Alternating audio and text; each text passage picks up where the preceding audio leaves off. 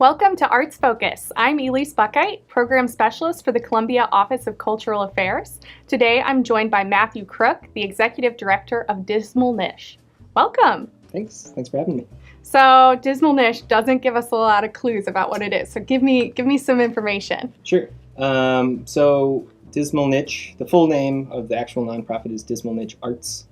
It was started in 2013 as kind of a boutique record label here in town.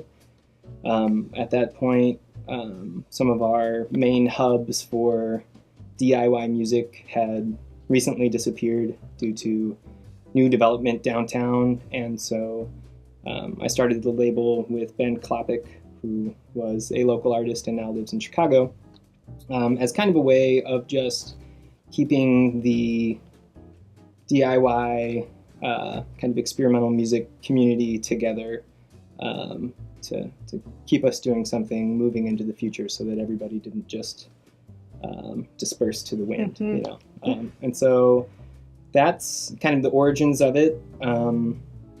After releasing mostly cassette tapes and records for a couple of years, we decided that we wanted to do kind of a label showcase of the artists whose music we'd been releasing.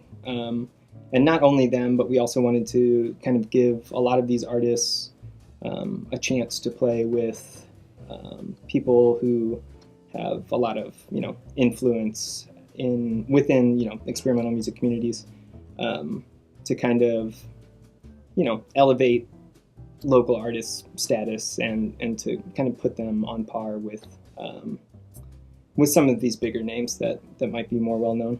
Yeah, it sounds like a great way to promote what they're doing and keep the community together. Sure. So experimental music, what does that mean? Sure. So I mean that's a big enough umbrella to really hold a lot of things underneath it.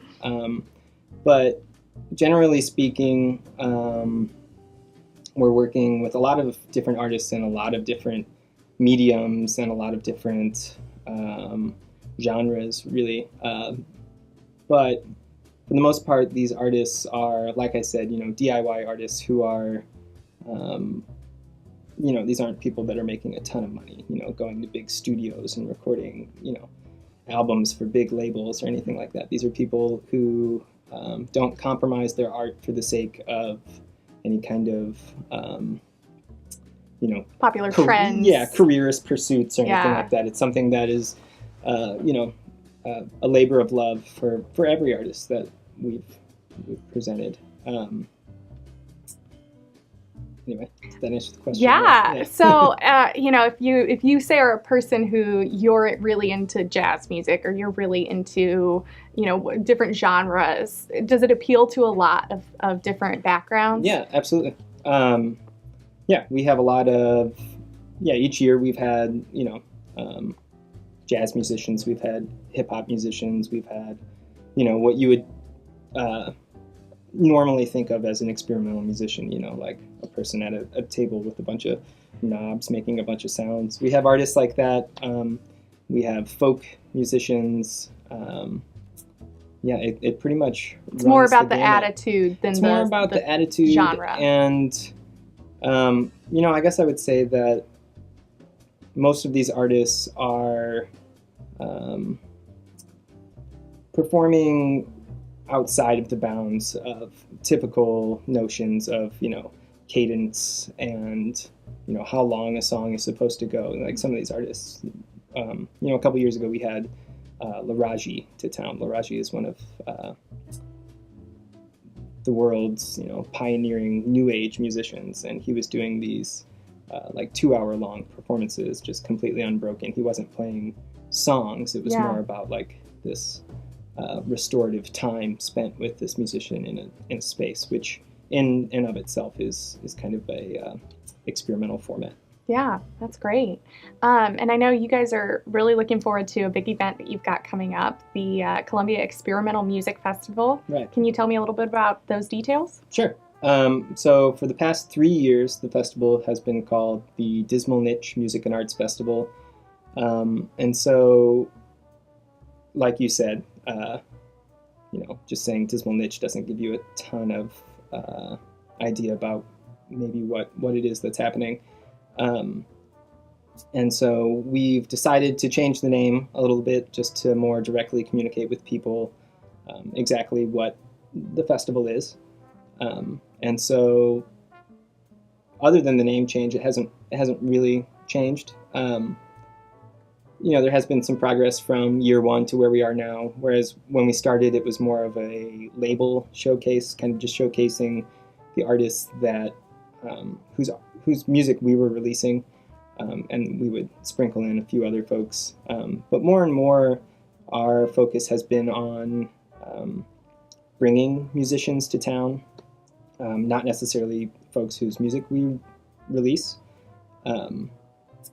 So more and more, it's less of a label showcase and more of an opportunity for folks in Columbia to experience a lot of music that otherwise probably wouldn't come here. Yeah. There are a lot of artists that are coming. Yeah, each year it's been about 30 artists. And so it's over the course of 4 days, always the first weekend of October, at about 15 different venues. We'll have workshops with local high school students.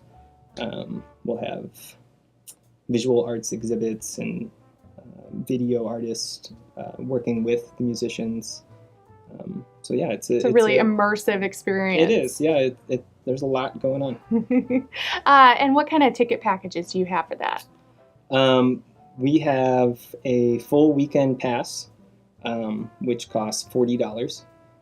We have a full weekend pass with all the bells and whistles, so you'll get a tote bag with t-shirts and records and tapes and stickers and ball caps and things like that. So you can spend $100 and get all of that. And then we always have what we call a struggling arts supporter pass. So if you don't think that you can swing $40 for a weekend of music, you can pay $25. We ask that people spend $40 because we need to raise money to pay these artists. But if that's not feasible for you, then you can buy a $25 pass. And then there will also be single day passes. In addition to that, you can also pay admission at the door to get into each individual event. Great. And you've already got a calendar of events up for that, right? Yeah, more or less. We have all of the artists announced.